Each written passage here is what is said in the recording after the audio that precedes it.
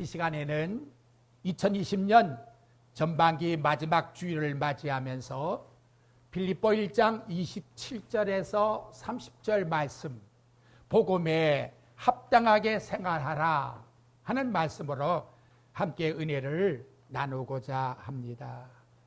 복음에 합당하게 생활하라 라고 했는데, 오늘날 예수 그리스도를 믿는 성도들에게 있어서 복음이 무엇입니까? 라고 하는 것에 대한 바른 해석은 참으로 중요한 것입니다. 21세기의 현대인들은 항상 주관적인 해석을 가지고 정의를 보편화시켜 나가려고 합니다. 그래서 성경 말씀도 복음까지도 내가 잘되고 내 소원이 성취되고 내 모든 것이 만사 형통해지는 것, 그것이 나에게 복음이라고 믿으려고 합니다. 그러니까 복음에 대한 기준이 개인적 주관성에 있게 되었다는 것이지요. 이런 결과로 오늘날 복음이라고 하는 말씀의 설교가 전파되면 교인들에게 위로를 주고 기복을 만들어내야 되는 그런 변질된 메시지로 점점 전환되어 가고 있다는 거예요. 아울러 설교를 듣는 청중들도 기복의 성향이 아니면 귀를 막고 들으려고 하지 않는 그러한 마음을 마음속에 가지려고 합니다. 하지만 살아계신 하나님이 주시는 기쁨의 복음의 출처는 절대로 인간에게서 나온 것이 아니요 하나님께서 하늘에서 우리에게 주신 복이라는 것을 기억해야 합니다.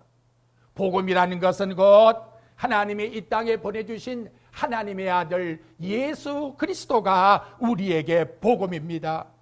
참 하나님이 참 인간으로 오셔서 하늘나라의 신령한 복을 이 땅에 주기 위해서 왔는데, 그것이 바로 복음이라는 거예요. 그러니까 절대로 인간에서 만들어낸 것이 아니고 땅에서 출처된 것이 아니라는 거예요. 만약 인간의 것으로 만들어내어서 사람의 것으로 성취될 수 있다 같으면 구태여 하나님의 아들이 이 땅에 오셔서 십자가상에 죄인의 비참한 모습으로 죽을 이유가 전혀 없다는 것이에요. 그러므로 여러분, 다시 내 마음속에 정립을 하십시오. 복음이라는 것은 내 인간의 욕구나 목적이나 문제를 해결해 주는 그것이 복음이 아니라는 거예요. 오직 한 가지 목적이에요.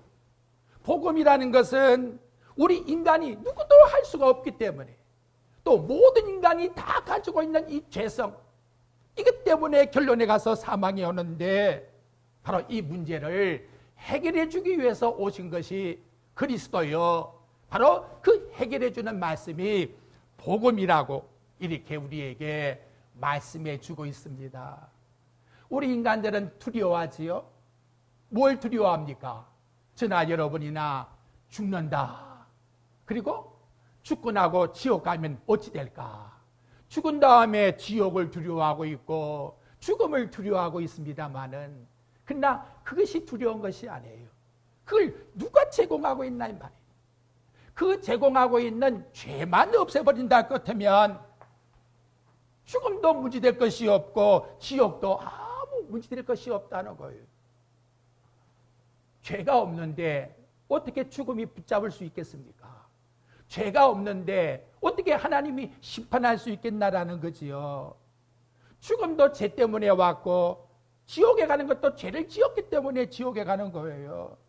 이 문제를 아담 하와가 우리에게 넘겨주었는데, 전가된 이 죄를 이 땅에 누구도 해결할 수 없기 때문에 하나님이 개입하셨고 이 땅에 육신을 가지고 오셔서 십자가상에 죽으시사, 바로 그 죄 때문에 우리의 가장 중요한 죄의 문제가 용서받게 되었다. 그걸 전해주고 알려주는 것이 뭐냐? 가장 큰 기쁨의 소식이요, 복음이라고 이렇게 말씀하고 있다는 거지요. 여러분, 여기에는 우리 인간의 어떤 물질이나 지식이나 복로나 수고나 어떤 것도 개입할 수가 없는 거예요. 전적 하나님의 은혜로 우리는 그분을 믿음으로 말미암아 이루어지게 되었다는 거예요. 그래서 에베소 2장 8절 말씀에 너희가 그 은혜로 인하여 믿음으로 말미암아 구원을 얻었나니 이것이 너희에게서 난 것이 아니요, 절대로 우리 인간에게서 난 것이 아닙니다. 그리고 하나님의 선물이라고 우리에게 말씀합니다. 그러므로 복음은 예수 그리스도께서 주시는 절대적 능력이라는 것을, 구원의 능력이라는 것을 이 시간 우리 꼭 믿으시길 바랍니다. 하나님의 아들 예수 그리스도를 나의 구원자로 믿는 이것이 바로 복음이에요. 그리고 그 진정한 복음의 내용의 축복은 죄송합니다마는 이 땅의 것이 아니에요. 이 땅의 것이 복의 본질이 아니라는 거예요. 그래서 바울은 로마서 8장 24절에 이렇게 말해요. 우리가 소망으로 구원을 얻었음에 보이는 소망이 아니니, 이게 소망이 아니에요. 보는 걸 누가 바라리요? 이렇게 바울은 말씀하고 있습니다. 바울이 말하는 이 말씀을 보면 세상의 기복의 복을 가지고 생각하는 사람들의 그 생각에 대한 관점을 꿰뚫고 있다는 거지요. 세상 것 때문에 복을 너희들이 생각하고 있다면 그 성취되는 세상 것으로 나타나는 그 메시지는 복음이 아니라 바울은 이렇게 직설적으로 누가 바라리요? 마치 핀잔을 주는 식으로 성경은 말씀해 주고 있다는 것이지요. 오늘 빌립보 1장 29절 말씀도 보십시오. 하나님의 은혜에 대한 정의성이 정확하게 나오잖아요. 그리스도를 위하여 너희에게 은혜를 주신 것은, 우리가 왜 하나님 앞에 은혜 받아 구원받았습니까? 다만 그를 믿을 뿐 아니라, 믿어 구원받을 뿐만 아니라 또한 그를 위해서 뭐도 고난도 받게 하려 합니다. 제 말이 아니잖아요. 하나님이 이렇게 정확하게 우리들에게 복음이라고 하는 진정한 메시지가 뭔가를, 복음의 본질이 뭔가를 우리들에게 나타내주고 있다는 겁니다. 이 시간도 여러분, 예수 믿고 잘 살고 성취되고 목적이 이루어지고 그건 예수 안 믿는 사람도 되는 거예요. 우리 이 마음 버립시다. 거기에다가 초점을 두면 안 돼요. 그러면 어디 둘 거냐? 누구도 해결할 수 없는 내 죄의 문제를 그리스도께서 용서해 주었고, 죽음과 사망을 물리쳐 주었고, 영원한 천국이라고 하는 하늘나라의 기업에 복을 주었다는 여기에다가 초점을 두고 나와 여러분 진실로 감사할 수 있는 마음을 가지셔야 합니다. 목사님, 그러면 예수 믿고 세상에서는 복을 못 받습니까? 그건 여러분 하나님의 경륜 속에서 이루어지는 거예요. 복을 줄 자에는 물질적인 걸 줄 수도 있고 안 줄 수도 있고, 건강하게 할 수도 있고, 또 바울같이 가시를 주어서 고통을 줄 수도 있고, 중요한 것은 그 모든 것이 하나님의 경륜 속에서 하나님의 섭리의 목적이 있더라는 거지요. 거기에 우리는 은혜 속에 살 뿐이다. 이렇게 여러분 우리 마음을 세상 것 때문에 비우셔야 합니다. 그러면 그리스도인은 누구냐? 복음을 듣고 보니까 내가 죄인이구나. 그 사람이 그리스도인이에요. 그리스도인은 누구냐? 하나님 아들이 내 죄를, 인간의 힘으로 용서받을 수 없는 이 죄를 깨끗하게 단번에 온전히 용서해 주셨구나. 그리스도인은 누구냐? 그분이 부활하셔서 영원한 영생을 주셨으니 이제는 영원히 살 수 있는 영원한 생명을 내가 받게 되었구나. 그래서 하늘나라의 기업을 바라보고 이 땅에 영광스러운 하나님의 자녀로서 하루하루 살아가는 것이 그리스도인이라고 고린도전서 15장 3절과 4절에 보면 이렇게 고백하는 사람이 구원받은 사람이다. 이렇게 성경은 우리에게 말씀해 주고 있습니다. 자, 그러면 오늘 본문에 들어가면서 본론적으로 생각해 봅니다. 바울 사도가 빌립보 교인들에게 원하는 교훈이 뭘까요? 하나님 아들이 십자가상에서 나와 너희들을 위하여 참혹한 죽음을 당하여 이제는 영원히 우리의 죄악을 단번에 온전히 씻어주었으니 이런 영원한 영생의 선물을 받은 나와 너희들은 이 영생을 귀중한 보배로 여기고 정말 내 생명같이 귀중한 가치 있는 삶으로 여기고 이 땅에서 그 믿음을 나타내다오. 그 열매를 나타내다오. 그런 생활을 살아다오. 이것이 바로 빌립보 옥중에서 하나님이 사도 바울을 통해서 나와 여러분들에게 주시는 말씀의 내용이라는 거예요. 너 예수 믿어 구원받아 하나님 자녀가 되었다면 하나님의 자녀라고 하는 열매를 보여다오. 이걸 오늘 우리들에게 말씀을 통해서 나타내주고 있다는 것이지요. 바울은 로마서 1장 17절에서 믿음에서 믿음으로 나아가는 하나님의 의가 나타났다고 말씀합니다.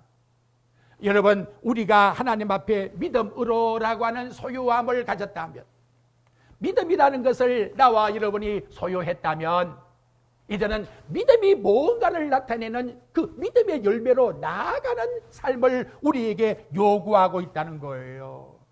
우리는 복음의 열매를 맺는 생활에 초점을 맞춰야 합니다.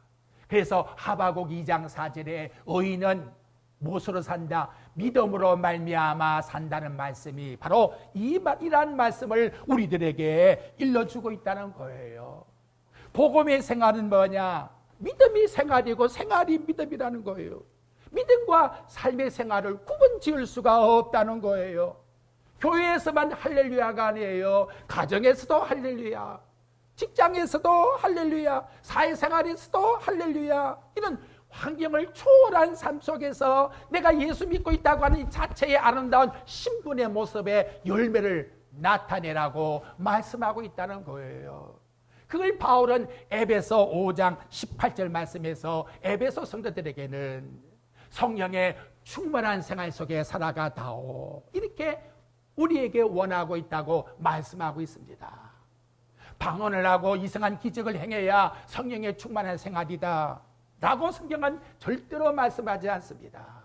성령의 충만한 생활이라는 것은 복음에 합당한 생활을 성령의 충만한 생활이라고 일러주고 있다는 거예요. 너무나 여러분 평범합니다.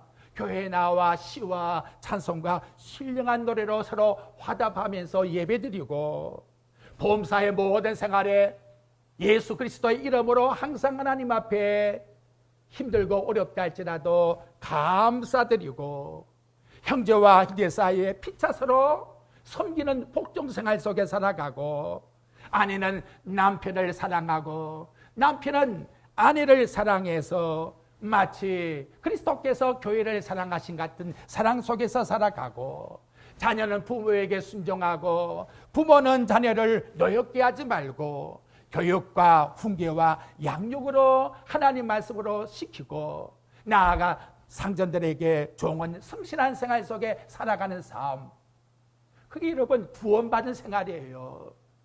너무나 평범한데도 이 평범한 것을 너무나 묵인하고 있다는 거예요.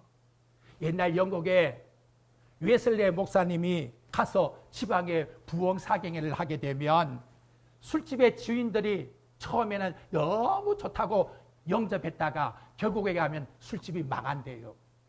왜 처음에는 좋아하느냐? 한번 부흥회가 썩 스쳐가게 되면 지금까지 밀렸던 외상값이 다 들어오니까 그래서 술집 주인들이 좋아한대요. 근데 지나고 나면 술집에 오는 사람이 없답니다.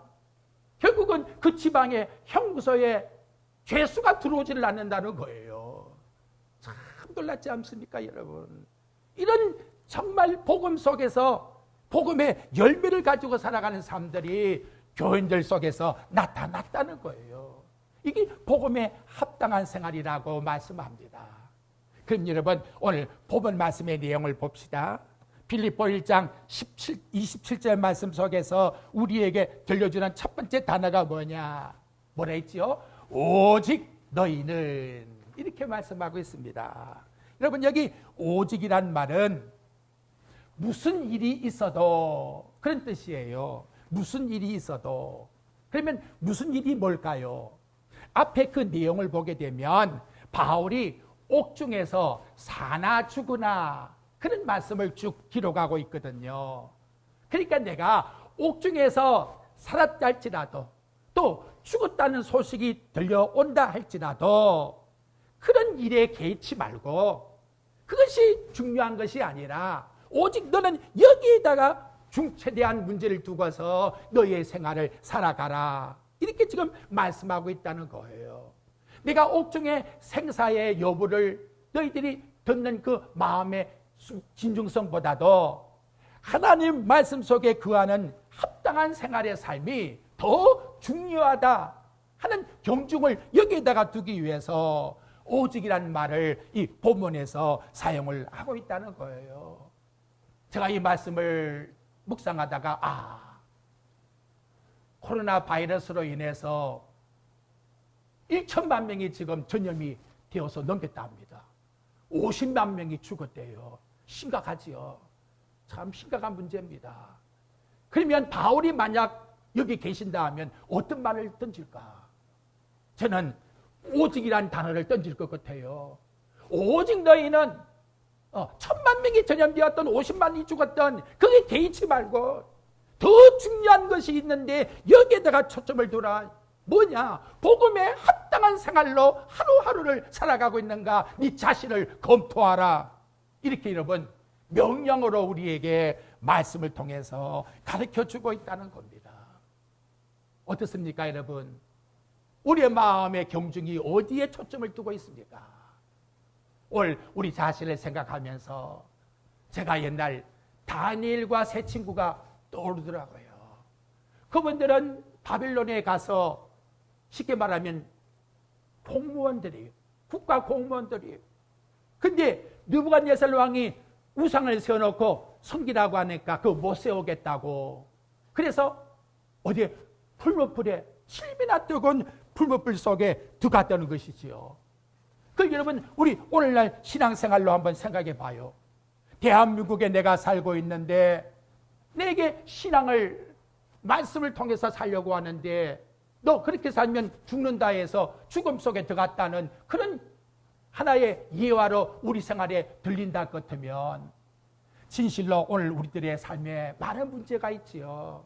가정적인 문제도 있고 코로나의 질병의 문제도 있고 생계의 문제도 있고 직장의 문제도 있고 취업의 문제도 있고 또 여러 가지 발생되는 여러 다양한 문제들이 많이 있습니다만은 그런 문제 속에서 우리는 어디에 내가 초점을 맞추어 살아가야 되겠나라는 거예요. 그것은 바로 성도는 복음에 합당하게 내가 살아가고 있는가? 거기에다가 마치 다니엘과 세 친구의 그 삶의 목적과 같이 우리들도 이 복음에 합당한 생활 속에다가 초점을 맞추라고 이렇게 말씀하고 있다는 거예요. 오늘날 여러분 교회가 왜 지탄을 받고 있습니까?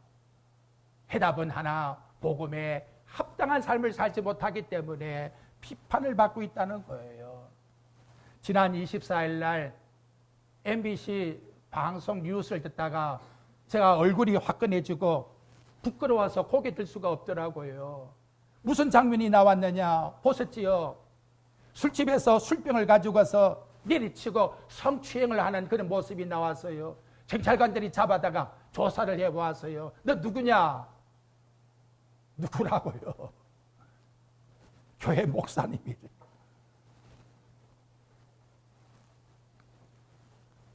성직자가 이렇게 맛 잃어버린 소금이 되어버렸으니 더러운 누더기 옷을 입고 냄새를 피우고 있으니 어떻게 세상 사람들에게 지탄을 받지 않겠습니까? 남부할 것이 아니라 내 자신을 생각해 보아야 합니다. 어떤 환경 속에 있든지 바울같이 오직 나는 예수 그리스도인이라고 하는 이 모습을 가지고 살아가고 있는가? 바로 이것이 오늘 우리들에게 중요한 사수해야 될 사명이라고 성경은 일러주고 있다는 겁니다. 두 번째 말씀은 오직이라는 것은 오직 여기에다가 목적을 두라 그렇게 말씀하고 있는 거예요. 마치 북두칠성이 북극성만 바라보고서 돌아가는 것과 같이 우리 생활이 어떤 생활 속에 있든지 나는 복음만을 바라보고 살아가는 그러한 삶 속에 살아가라. 얼마나 신경을 쓰면 고린도전서 10장 31절 말씀에는 먹든지 마시든지 이 한 잔이라도 이것이 뭐냐 말이요. 이게 물이냐 술이냐가 다르다는 거예요.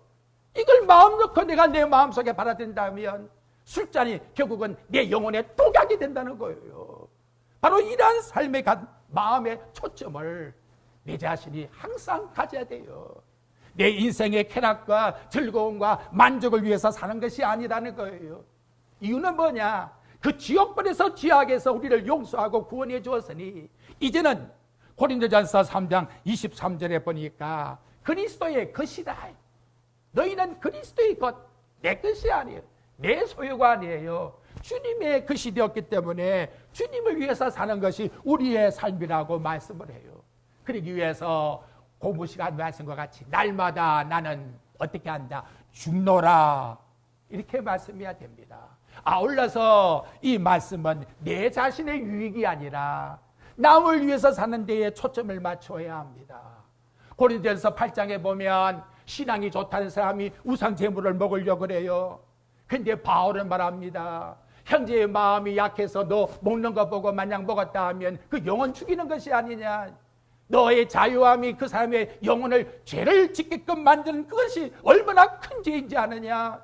그래서 고린도전서 10장 23절에 모든 것이 가하나 모든 것이 유익한 것이 아니요 모든 것이 가하나 모든 것이 덕을 세우는 것이 아니라고 말씀을 합니다. 여러분, 나는 할 수 있다는 자유함을 가지지만 남을 배려해 줍시다. 저 상대방은 어떻게 생각할까? 얼마나 중요한 생활이에요. 오직 여기에다가 초점을 맞추라고 이렇게 우리들에게 말씀을 합니다. 두 번째, 여러분, 뭐하라? 생활하라. 폴로티오마이라고 하는 단어가 나왔습니다. 시민답게 살아라. 군인은 군복을 입어야 금맞는 것이고, 경찰은 경찰복을 입어야 되는 것이고, 의사는 가운을 입어야 되는 것이고, 그리스도인은 그리스도인이라고 하는 그리스도의 옷을 입어야 된다는 것을 우리들에게 말씀하고 있지요. 생활하라 하는 말씀은 시민답게 살아라 하는 말씀으로 우리들에게 플리투마라고 하는 단어를 쓰고 있는데, 이 말씀의 단어가 신약에 딱 한 번밖에 나오질 않아요. 근데 이게 뭐냐? 앞에 말은 플리티오마이라고 하는 이 생활하라라고 하는 이 단어의 명사형을 말하는데, 바로 그 단어가 빌립보서 3장 여러분 넘겨서 20절 말씀을 보십시오. 거기 내용에 보게 되면, 그러나 우리의 시민권은 하늘에 있는지라 나왔죠? 시민권이라고 하는 이 플리투마라고 하는 단어가 여기서부터 나왔다는 거예요. 바울은 여러분 그 당시의 삶을 생각했어요. 지금 이게 어딘가 하면 빌립보 지방이지요. 이 빌립보 도시는 로마에서 군인들이 전쟁에 나가서 승리하고 돌아온 사람들을 노년에 편안하게 쉬게 위해서 빌립보 지방으로 보냈다는 거예요. 그러니까 빌립보 지방의 사람들은 다 로마인이라고 하는 시민권을 가지고 있지요. 비록 로마에서 멀리 떨어져 있어도 자존심과 자부심을 가지고 있어요. 나는 그래도 로마 사람이고 당당하게 전쟁에서 승리한 사람이다. 그래서 답게, 로마인답게 먹는 것도 있는 것도 말하는 것도 행동도 그렇게 이들은 살았다는 거지요. 그렇다면 지금 말하고 있는 빌립보 교인들에게는 바울이 뭘 요구하느냐?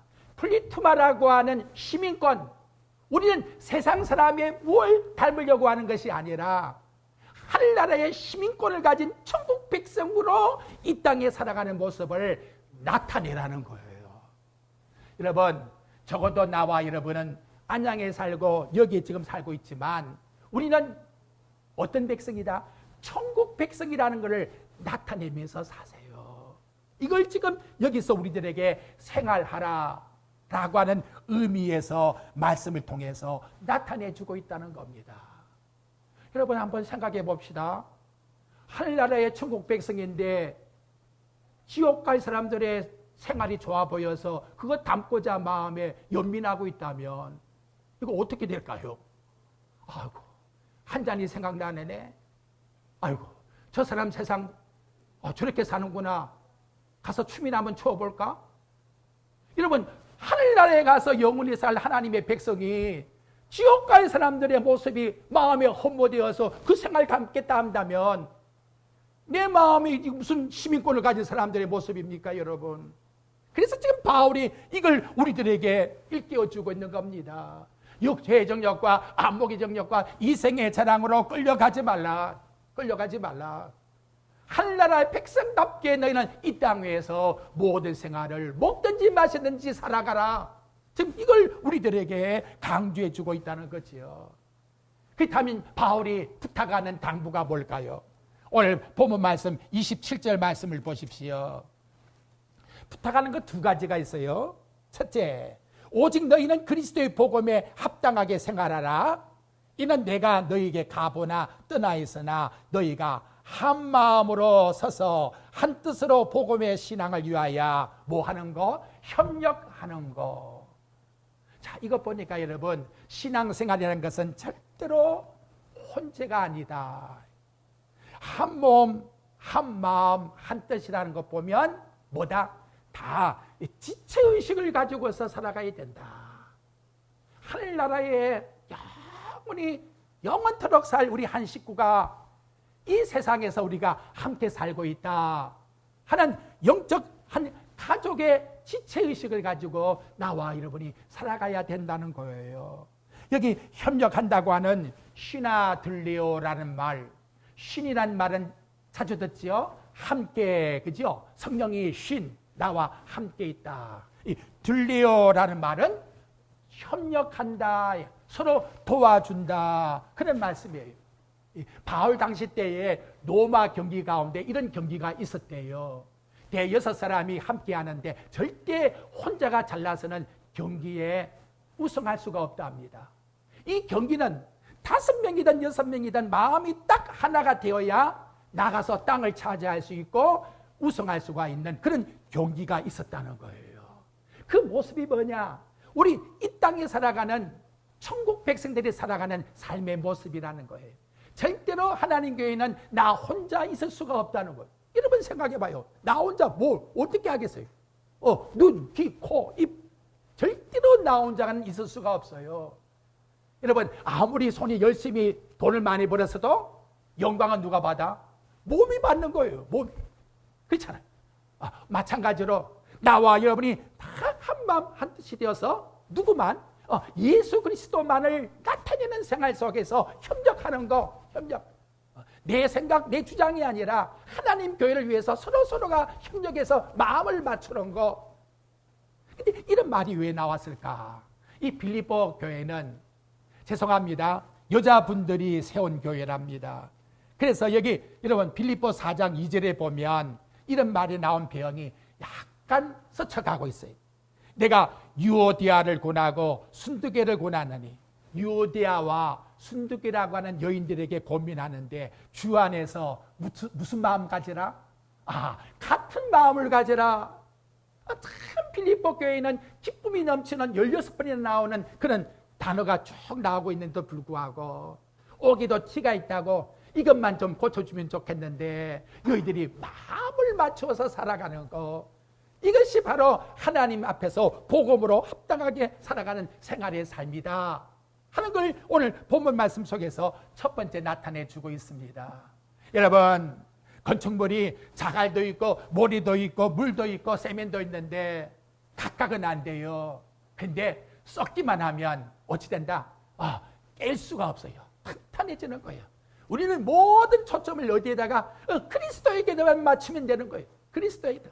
내 생각, 내 뜻 이건 다 저버리고 오직 그리스도의 영광만을 위해서 오늘 나와 여러분들이 마음을 합쳐 나갈 때에 누구도 깰 수가 없는 튼튼한 하나님 나라의 삶의 모습을 나타내 준다는 것을 오늘 나와 여러분들에게 말씀을 통해서 가르쳐 줍니다. 두 번째 고민이 뭐냐? 28절 보십시오. 하나님 나라는 이 땅에 유람선을 타고 가는 것이 아니라 우리는 전투함을 타고 가는 거예요. 그래서 하나님의 복음에 대한 대적이 있다는 거예요. 28절. 무슨 일에든지 대적하는 자들 때문에 뭐 하지 말라? 두려워하지 아니하는 이 일을 듣고자 함이라. 너희들이 소식이 이렇게 들려오면 복음이 얼마나 충만한 생활 속에 살고 있는지, 아무리 두려움이 있고 두려워하는 자가 협박을 해도 거기 개의치 않고 튼튼하게 신앙생활하고 살아간다는 소식을 내가 듣는 거, 그것이 내 마음의 기쁨이요. 그것 때문에 두 번째 이 편지를 쓴다라고 말씀하고 있다는 거지요. 이게 뭐냐? 너희들이 구원받은 증거니라. 이렇게 여기 말씀으로 설명해 줍니다. 두려움이라고 하는 푸리로라고 하는 이 말은 겁을 먹은 말과 같다. 놀란 새와 같다. 조마조마하는 마음, 패배의식, 겁쟁이, 변덕쟁이, 좀 이런 말을 나타냅니다. 여러분, 환경 때문에 비나는 카멜레온 같은 신앙이 되면 안 돼요. 이것 갖지 말라는 거예요. 아무리 세상의 두려움과 유혹과 겁과 우리에게 있어서 모든 걸 협박한다 할지라도 그때그때마다 내 신앙이 변질되는 카멜레온 같은 그런 모습 가지지 말라는 거예요. 로마 정부가 로마 나라 군사들이 나가서 전쟁에서 죽게 되면 가서 살 텐데요. 이 군사가 앞으로 죽어 넘어져 있으면 그 사람은 국가에서 보상하라고 영으로, 근데 뒤돌아보고 뒤로 가서 넘어져 있으면 전쟁에 가서 죽었다 할지라도 아무런 보상이 없다는 거예요. 오늘 나와 여러분에게 있어서 진정한 하나님 자녀의 모습이 뭘까요? 두려워하지 말라, 이렇게 말씀합니다. 디모데후서 1장 7절에 하나님 우리에게 주시는 것은 두려워하는 마음이 아니요, 내 마음에 두려운 마음이 들어오면 물리치십시오. 나에게 주시는 것은 사랑과 능력과 자호를 구분하는 근신하는 마음을 주신다라고 우리에게 말씀합니다. 12명의 정탐꾼이 가서 보았습니다마는 두려워하는 메뚜기 같은 마음을 가졌던 10명의 정탐꾼은 결코 가나안 땅에 들어갈 수가 없었다는 거예요. 나와 여러분은 여호수아와 갈렙같이 두려워하지 않는 마음, 그건 뭐냐? 여호와 하나님을 의지하기 때문에, 예수 그리스도가 부활의 주란 사실을 나와 여러분이 의지한다 그렇다면 당당하게 이 세상에서 두려워하지 말고 살아가라고 우리에게 말씀해 주고 있다는 거예요. 이스라엘 백성들이 고라골짜기에서 전부 다 두려워서 벌벌 떨고 있을 때에 다윗은 두려워하지 않고 나아가 골리앗을 당당하게 물리친 것과 같은 바로 그러한 신앙의 모습을 바울은 옥중에서 듣기를 원한다, 지금 이와 같은 말씀으로 나타내주고 있습니다. 우리는 당당한 모습, 두려워하지 않고 믿음으로 승리했다는 모습, 이것이 하나님이 우리를 통해서 영광 받으시고자 원하시는 뜻이라는 것을 이 말씀 속에서 기억하십시다. 히브리서 13장 5절에 보면 그가 친히 말씀하시기를 네가 과연 너를 버리지 않고 과연 너를 떠나지 아니하였다라고. 우리는 두 번 나옵니다만은 헬라에서는 부정적 단어를 5번이나 과연이란 말을 쓰고 있습니다. 또한 예수님은 요한복음 16장 33절 말씀에서 세상에서 환난을 당하나 너희들 두려워하지 말아라. 요한계시록 21장 8절에 보니 두려워한 자는 천국에 들어갈 수가 없답니다. 하나님보다 더 세상을 더 두려워하고 이러한 마음을 가지고서는 천국문을 들어갈 수가 없다는 거예요. 오늘 우리에게 정말 중요한 말씀인 거예요. 왜 두려워하지 않느냐? 하나님이 내 편이 되기 때문에, 우리 편이 되기 때문에, 작은안양교회의 편이 되기 때문에. 그래서 바울은 로마서 8장에서 당당하게 외칩니다. 하나님이 우리를 위하시면 누가 우리를 대적하리요? 누가 우리를 고발하리요? 누가 우리를 정죄하리요? 우리를 위하여 죽으실 뿐만 아니라 살아나신 그분과의 연결된 사랑의 이 연결고리에서 누가 끊을 수 있으리요? 우리는 넉넉히 이기느니라. 말씀을 믿읍시다, 여러분. 넉넉히 이기느니라. 마지막 복음에 합당한 생활은 뭐도 있다? 따라해 봅시다. 고난도 있다. 29절 말씀 하반절에 보면 또한 그를 위하여 고난도 받게 하려 합니다. 하나님 말씀이에요. 왜 천국 갈 사람에게 고난을 줍니까? 기복을 논하는 사람들에게는 못마땅하겠지요. 충격이 가겠지요. 그런데 생각해 보십시오, 여러분. 고난이란 그 고난 속에는 우리는 다 예수님이 선장이 되어서 천국 가는 구원선을 타고 가는 하나님의 백성이에요. 그러면 구원선 안에 나타나고 있는 사건은 누가 준다? 선장인 그리스도가 우리에게 뜻이 있기 때문에 주시고 있다는 거지요. 뜻이 있기 때문에 고난을 받아들여 보십시오. 그러면 은혜가 되는 거예요. 그 말을 누가 하고 있습니까? 바울 사도가 그 말씀을 빌립보 1장 12절에서 하잖아요. 형제들아, 내가 당한 일이 도리어 복음 전파에 진전이 되는 줄 알지 못하노라. 진전, 더 진부가 되었다는 거예요. 고난이라는 것이 들어왔는데, 아니 옥중에 있는 나를 통해서 고관들이 예수 믿을 줄이야 누가 알았겠느냐. 이것이 고난의 뜻이라고 바울이 친히 우리에게 말씀을 통해서 나타내주고 있다는 것입니다. 성도 여러분, 이 세상에 흘러가는 그 물을 누가 막을 재간이 있어요? 그건 경륜이라고 합니다. 콜라를 발생시켰는데 누가 막을 수 있겠습니까? 이거 하나님의 경륜이에요. 근데 그 흘러가는 시냇물 소리에서 아름다운 시냇물 소리가 날 줄이야 누가 알았겠습니까? 섭리입니다. 섭리. 그러니까 여러분, 내가 고난이 있다 할지라도 그게는 하나님의 아름다운 나에게 주고자 하는 뜻의 섭리가 있다는 거예요. 섭리가. 그걸 내가 받아들이게 되면 입술에서 뭐가 나와요? 옥중에 있다 할지라도 항상 기뻐하고 감사해라. 감사가 나오지만 그걸 내 것으로 받아들이지 못하게 되면 예수 믿고 그리고 불평이 나오고 원망이 나오는 거예요. 그러니까 올라와 여러분, 내게 부닥치는 모든 문제는 거스릴 수가 없어요. 하나님 주시는 경륜 속에서 받아들이는 섭리의 뜻으로 나와 여러분 받을 때에 고난은 하나님 앞에서 은혜가 된다는 것을 우리에게 말씀해 주고 있습니다. 성도 여러분, 우리 예수님께서 결론을 맺읍시다. 성도는 세상의 소금이요 빛이라고 말씀합니다. 빛은 태워져야 해요. 스스로 태울 수가 없어요. 내가 타서 희생될 때에 빛이 나는 거예요. 소금은 맛이에요. 스스로 녹아져야 맛이 나는 것입니다. 그렇다면 요나와 예수님의 차이가 뭘까요? 요나는 희생하기를 싫어해서요. 예수님은 어떠합니까? 부패한 예루살렘을 향하여 눈물을 흘리며 십자가 지고 올라가는 희생이 있었습니다. 올 이날에 이 시대에 하나님 우리에게 요구하는 인물이 누굴까요?